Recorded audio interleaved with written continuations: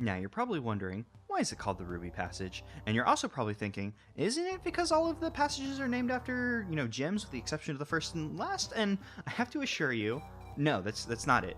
Absolutely not. Why would that be right? The reason I have to explain it is even simpler than that. And that reason is that the Ruby Passage is based off of technology, even more specifically industry, even more specifically Taylorism, even more specifically the negative effects of unregulated capitalism, and how it grinds down the people who become cogs in this literal machine, and also figurative machine.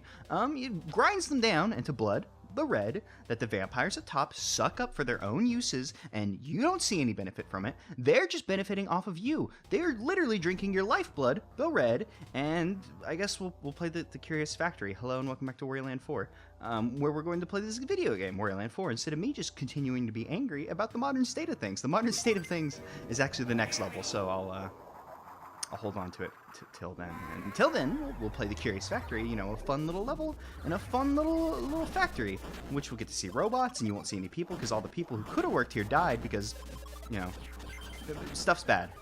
Stuff is very bad. Call your representatives, please.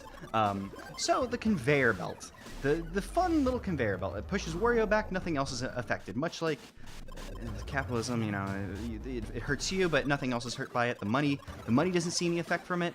The robots, they're always perfectly fine, The robots being the bad people, I don't know. Stuff's bad, I'm mad. I'm sorry. So yes, the robots. Let's talk about robots, because I'm a big fan of robots. Big proponent of robots. These robots, Toga Robos, I believe their names are, which is just basically Spike Robot or something like that. They're interesting enemies, and whenever you kill them, if their head is still on, it will fall off as if they had attacked, which also when they attack, their head comes off, and it just rolls after you. So just hit them in their not spike spots, and you'll be good. Also, smushers. These smushers will squish you, the squishers will smush you, the pancake machines will pancake make you, and do Flat Wario, a new transformation. Which I should, I guess, coattail that it's not a new transformation. It's new for this game, but, all the transformations in this game have been in the series previous to this. So Flat Wario, you become a little bit slower. You can waddle over 1 unit high wide gaps, which Wario can walk past those normally, but if Wario were to crawl through them, he would just fall. And also, since you're kind of falling down at a slower pace, you kind of have more air control and get into passages that Wario might not be able to get into with his normal crouch jump. Because while you can fit through 1 unit wide passages doing that, you won't always have the vertical? Horizontal. Maybe vertical could be a problem. I don't know. I'm dumb. The horizontal, you might not be able to make the horizontal distance with your normal crouch jump, whereas with Flat Wario, no problems, baby. This purple pipe puzzle room is actually really easy, and I'm not sure what kind of lesson to really take away from this. It just feels like a puzzle they came up with. Oh, you know what? It probably is. It's probably just a really simple puzzle, since you can do the passages in any order you desire. So just in case you came here first, just kind of listen to easy one to ease you in, since you could have done this one first, and that could have been the first purple pipe puzzle room you encountered. And also, there we go. We're good. I thought there was more down. Actually, wait, hold up. Did I miss a... Okay, no, it's just blocks. For a second, I was like, I could have sworn that there was a jewel piece, but... Oh, no, the jewel piece was in the other room. Man, my brain is just on backwards. I was like, I could have sworn we should have gotten one by now, but we did, in fact, get the jewel piece by now, so we're all good in the hood. So yes, the Ruby passage is interesting, not only because I think there's actually some very interesting, cool levels that I can't wait to talk about. The next one in particular, to be honest. Some interesting levels were coming up, but coming from the Emerald Passage, which was more naturalistic based, we're coming into more in-depth mechanics, figurative and literally, I suppose, and that, we actually have, literal mechanics, but also, those carousels that we were just on that shift with Wario's weight. And no, the second purple pipe puzzle room. Okay, cool. We're gonna coattail that I was just talking about, because this room is really interesting. So there's a squisher here that if it were to smoosh you and you become Flat Wario to continue on. But this one's kind of neat because there's 2 objectives here.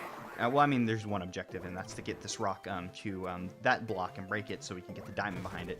But it's neat because since we're shifting between having to do platform challenges and use the squisher, we're constantly shifting between the squisher being both an obstacle and being both an obstacle and a thing that we need to utilize to complete the thing. Because as you see, whenever the squisher smooshes, Wario gets stunned, and whenever he's stunned, he'll drop whatever he's holding, which could lead you to dropping the rock in the water and having to repeat this arrangement, even though I wasn't holding the rock whenever it fell, but, you know, it's still, you know, it's going to affect it. So it's kind of interesting just to see, like, something constantly shift between obstacle and beneficial set piece. It's fun and cool, and one of the things I feel Wario Land 4, or not Wario Land 4, well, Wario Land 4 does do a good job, but it's kind of like a hallmark of the Wario Land series, I feel.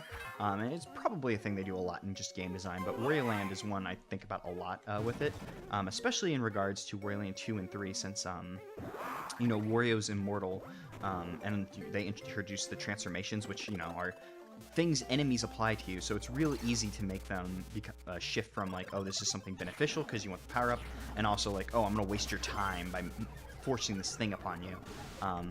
So it's cool to see Wario Land 4 be able to still keep up with this kind of neat gameplay mechanic that I feel is pretty unique to Wario Land, even though, you know, there's probably plenty of instances in other games. I just feel like Wario Land really capitalizes on it very, very well, and is... I want to... There we go. Cool. I didn't think I'd be able to shift both of them. Yeah, and there's just Mario Man back here. This is kind of a weird area.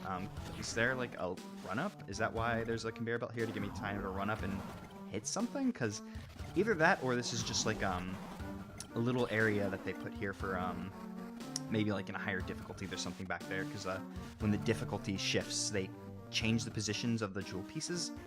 And maybe the compact discs as well. I'm not 100% sure. But I don't know. I just feel like the Wario Land does this, like, neat thing by having things shift between obstacle and, like, requirement. And it's very cool and neat, and I like it.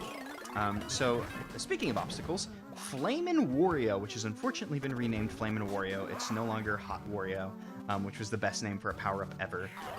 But don't worry, Wario. You're always a Hot Wario to me. And, oh, this is... just a normal breakable block. This isn't a fire block.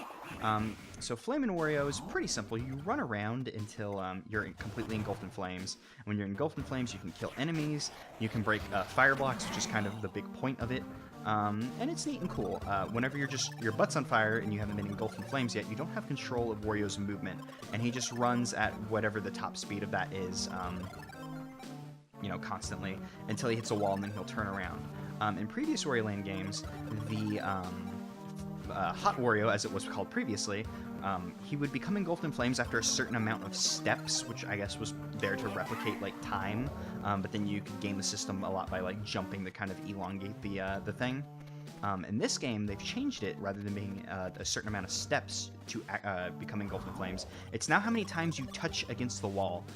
So you'll notice each time you touch a wall, the flames, the color will change, which is a nice indication of how far in you are. But after you touch 3 walls, Wario will become completely engulfed in flame, which is really neat and cool, and I like it better than the previous, like, number of steps, because there was no way as a player to really know how many steps Wario had unless you knew the amount of steps he had to take to be able to, before he became engulfed in flames. Also, I just want to talk about it. This background rules with, like, the robots being put together in the background, and I want to punch you in the face. So I don't know. I feel Flamin' Wario's better in this game, since it's just a nice indication of when you're going to catch on fire. I also I like the new way it works. It's good. There's a nice indication when you'll catch on fire. I feel like the mechanics are a bit more forgiving. It's cool and good. Actually, that's not bad. I wanted to be squished by these. Going back into my discussion earlier of Wario Land doing a cool thing with, like, things shifting between obstacle and you know, benefit to you in some way. So this is, you know, obviously bad for us because we had to float down very, very slowly to get to the bottom of this, like, long vertical shaft, which is wasting a lot of our time.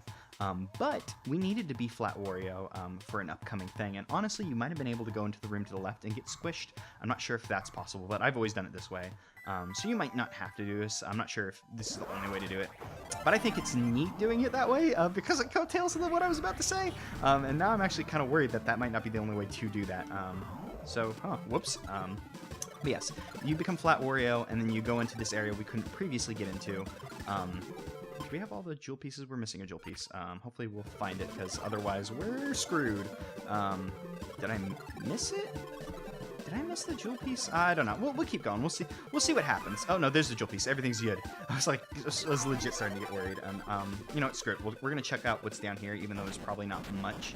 Oh, yep, there's just a spike robot who's gonna hurt us, and I thought his head might have despawned, but it in fact did not. And let's go ahead and get him before he catches us off guard. And we gotta be careful because whenever you kill him, his head keeps rolling, or his head will actually start rolling once you kill him, even if it wasn't previously. And this is pretty slow, but I wanted to be absolutely sure there wasn't anything down here, even though we have all the collectibles now. But yes, it's interesting getting that compact disc since you might have to waste a bit of your time, which creates an interesting risk-reward kind of system. Although, like, let's see, there's smashers there, and I'm gonna go check because we still have a minute left. Screw it, why not? Oh yeah, that might be the only way to do it because there's a decompressor right before that thing, and there's frog blocks stopping you from continuing your path back there. So literally, the only way to do that is that risk-reward thing that I was talking about. So you have to kind of waste a bit of your time to be able to get all the collectibles, which is neat. And also, if I were to just jump, we wouldn't have to waste our time with the smushers kind of stunning us completely. And we wasted a lot of time going back and checking, but hey, it was worth it because I really wanted to know if there was a better way to do that. But I feel like it's just really cool how, you know, Wario Land really utilizes like the kind of shift in you know, set pieces and how they can be both obstacles and something you need all in one time. And I've probably talked about that previously in this Let's Play. I can't remember because my memory's very bad, and it's been a couple days since I recorded the other episodes. And I've definitely talked about that in previous Wario Land LPs. And I'm going to try not to talk too much about it. I'll probably point it out from time to time whenever stuff happens that's like, oh, you know, this is a good, you know, this is a good set piece that kind of utilizes this. But I'm going to try my best not to be like, oh, hey, you know, this fire guy who caught us on fire, he was bad now, and now it's good. But I feel like, you know, that's something that this game does very well. And it's time for the toxic landfill. And like I said, the next level is the modern state of things, because things are garbage and bad nowadays. I mean, they've always been garbage and bad to some degree, but hey, things have really, you know, things have got pretty bad, you know, the last few years, you know. Don't want to name names, but I could, and I would, and I should. But we're just gonna play the video game because, you know, it's time to chill out, play some Wario Land 4, and stop being so just dang mad about everything. So the Toxic Landfill is actually a very cool level, and one I've been looking forward to talking about for several games now, several Wario Land LPs now, because I've constantly complained about the like breakable block mazes in previous Wario Land games, and this is our breakable block maze for Wario Land 4. And I've been excited to talk about it because it's one that does, I feel like this is actually a very good breakable block maze. And it's nice to see in a like single series a complaint that I previously had, you know, of games that I really like, oh, here's a problem I have with it, and then for a later installment to like just completely like fix it. Like honestly, you know, this level, or they don't do like breakable blocks like super often since there's only like 18 levels in the game as opposed to like Wario Land 2 and well, Wario Land 2 has like something like 50 levels, I think, and Wario Land 3 has like the 25 that you do over and over again, which, I mean, there's like 100 objectives since there's 4 objectives each level. But it's nice to see, like, you know, oh, we have 18 levels, what do we do? One of them is, like, a very, very specific complaint I've had with the series, getting rectified. It's cool and neat and nice, and I like it because, you know, I like these series of games. So it's cool to see, like, a very specific complaint that I had get rectified. I mean, granted, it was a complaint I didn't know I had until I was older, and this game had, you know, had already come out. It had already came out, and I'd already played it and stuff. But it's neat to see it, like, you know, looking at it with a more objective viewpoint on it, like, oh, hey, cool, like these things kind of like, you know, you actually get fixed and good, and they get fixed and good, yes. So I've kind of ranted about that for a little bit, but I want to start talking about why I feel like this is a good breakable block maze. So that first room that we were in, we literally couldn't escape it until we broke a wall, and that kind of teaches you like that you can't open chests when you're transformed. I actually didn't remember that off the top of my head. But it kind of teaches you, oh, you should be on the lookout for breakable blocks, because, you know, you don't get out until you break the block. And then you start interacting with things like, you know, we had to use Fat Wario to get down here and break some things, which that was much of a maze. There was clear indications of where they were. Like, this diamond, I don't think there was a good indication that there was anything over there. But I kind of was like, oh, we should start hitting things, which is generally the mindset you get into whenever there's breakable blocks. Is just like, ugh, I'm just going to have to hit everything to learn or to find things. And I will admit that diamond back there didn't have a good indication. And also this one, there was a cracked block that's showing you that it was there, but I mean, you're probably never going to see that because Like, why would you come into this water? Coming into this water is the punishment. Is the punishment for everything. This is what happens when you die. You have to get in that water. So sorry.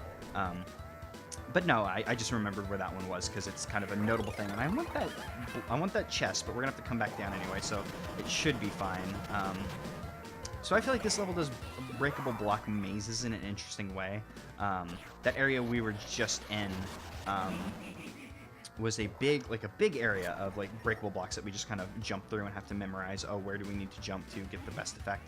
And there are gems in that water over there that I want. We'll have to go back there. But we came over here and we got a diamond. And is this a breakable block? No, it's not.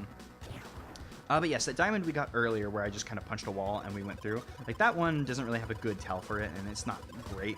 But I feel like, for the most part, this level has good tells for where you should be hitting things. And I feel like they kind of teach you in such a way that you should be on the lookout for them as well, without just being like, oh, hey, these are the things you should look out for. You're going to have to hit everything now. Bye. I feel like the game is a bit more fair than that. Like, you know, there was that diamond that was, there wasn't a really good tell, but it's also not, like, required, and it's kind of a mini, like, it's a reward, but it's not like, oh, it was the compact disc, or it wasn't, you know, something required, which is nice. I don't really have too much to say about this area, just there were a bunch of breakable blocks you jump through and you'd have to learn where to hit. Nothing too great there. This, though, is really good, because we had that that thick block kind of teaching you, oh, you should be on the lookout. No, I should have went for those other coins before I came back for that. But that's fine, there's plenty of money in this level. I'm actually going to skip these optional areas down here to come back here. There was a stick block that was like make you tempted to like rush this thing. So you come here to rush? Dash is the word I'm looking for. You dash through, break the thick block, and then you see there were like normal blocks here followed by breakable blocks, which, you know, would tempt you to like, oh, I should just run through, giving you a straight shot to the way you're supposed to go, which is nice. But also, if you pay attention, you would be able to see some more breakable blocks up here, giving you more incentive to just come up here and keep, you know, dashing through and breaking through, which is nice because it's like, oh, you can break through these, you know, breakable walls really quickly, and you don't have to like waste your time. Which typically, like in Wario Land 2, like whenever there were breakable blocks, like you could end up wasting a lot of time, like having to break through them, like 2 and 3, I suppose. But you know, with Dash, you can break through them super quickly. Like, you know, not all breakable walls are that way. Like that, the ones that I had to like jump to get to, we had to slow down to get that since we couldn't just dash on through because, you know, the dash doesn't work that way. Like we do angle up, and oh, this room is actually really cool. But I don't know, the breakable blocks are super cool, and I have more to say about them, and we'll keep talking about them, but I want to talk about this arrangement while we're in it, because this arrangement's super cool, because there's actually 2 secrets here, and I probably should have went for the other one first, but I guess we'll just do this one. So there's obviously something happening up there, but if you fall in the water or take a closer look, there's a breakable block that you can get into here. I don't think there's enough room to get a heightened smash, so I think you have to bring the apple monkey over here to be able to become Fat Wario and break through. And can I pick him up? Why can't I pick him up?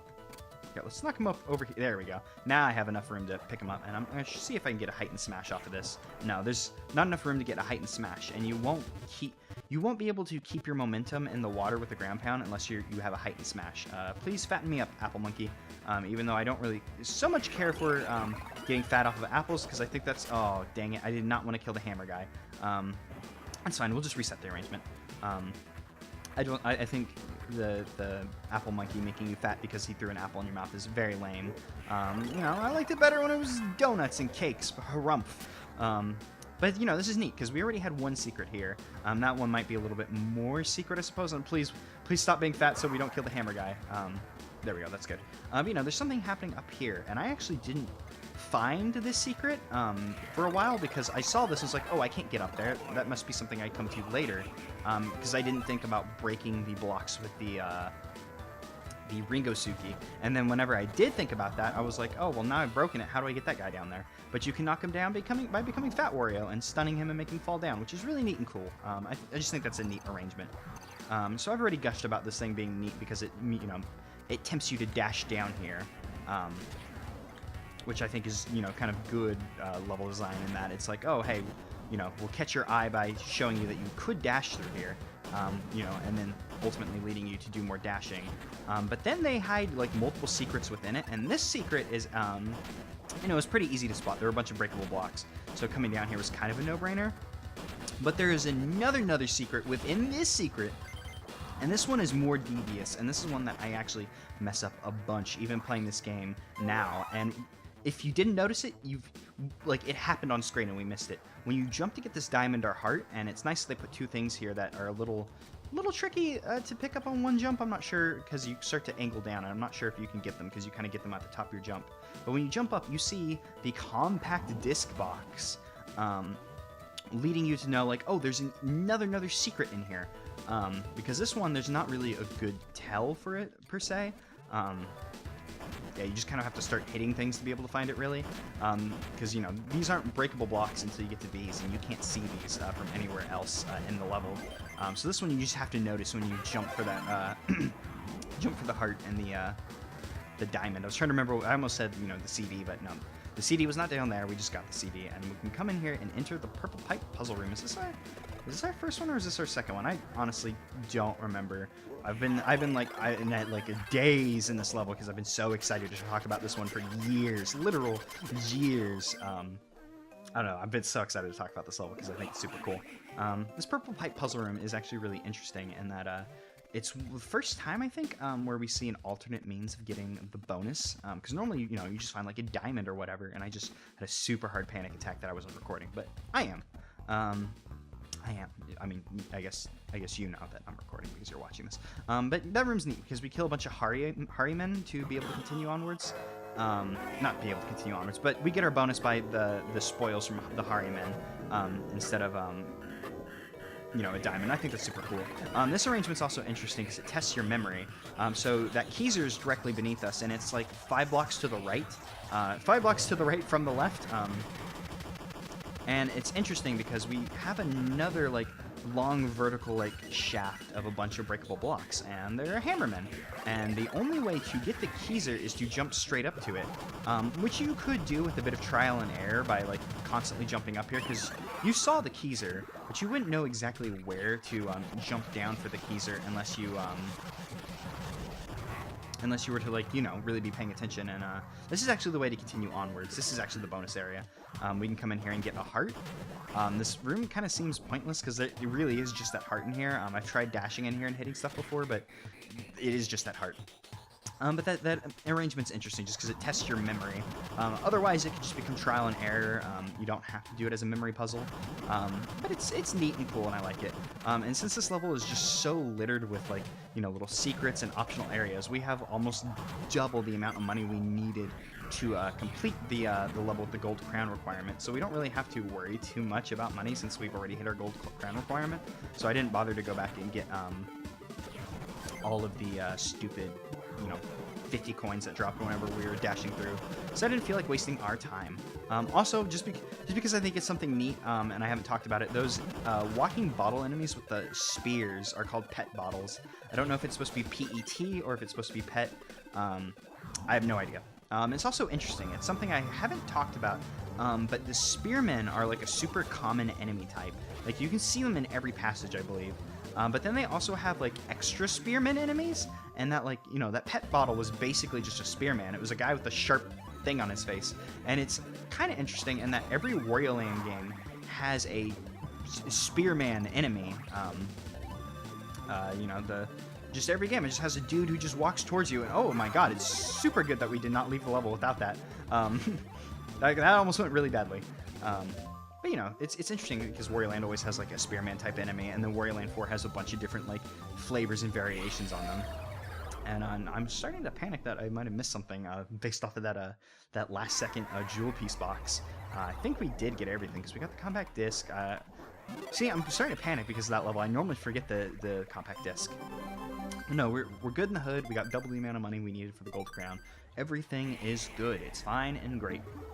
It's just a really cool level. I like the music. I like that it's, you know, a very specific complaint I've had with the series getting rectified. But, you know, not like I complained to Nintendo and it fixed it. It's just, you know, with time, it was the thing that got fixed.